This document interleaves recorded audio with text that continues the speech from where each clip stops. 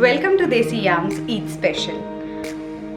उम्मीद है कि आपके रोज़े बहुत अच्छे जा रहे होंगे। आज जो रेसिपी हम बना रहे हैं ये हमारे नज़दीक बहुत स्पेशल है, क्योंकि हर ईद पर ये रेसिपी हमारे घर ज़रूर बनती है। बादामी गोश्त बनाने के लिए जो अज्जा चाहिए वो कुछ यूँ हैं।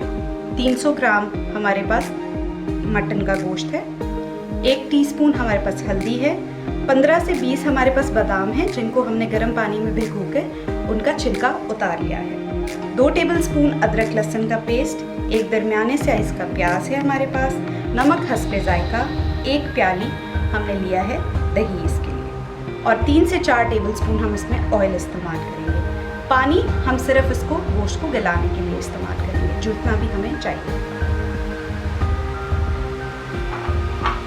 सबसे पहले हम ऑयल में लहसुन अदरक को थोड़ी देर सौटे करेंगे।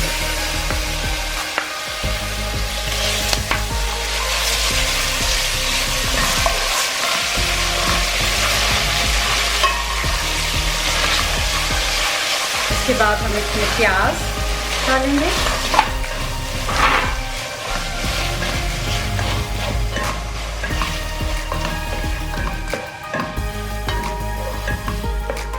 प्याज को हम हल्का सा भून लेंगे इसमें।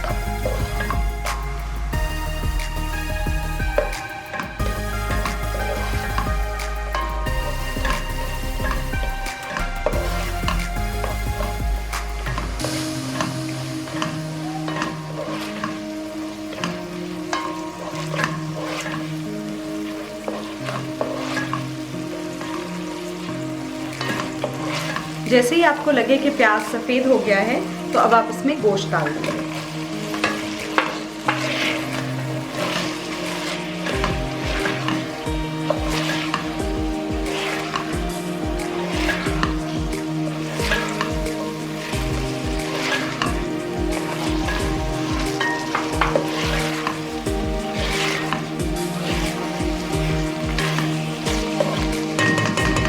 अब इसमें हम नमक और हल्दी, इसमें मिर्चें नहीं डलती क्योंकि ये नमकीन बनेगा और इसमें सारा कलर हल्दी की वजह से आएगा।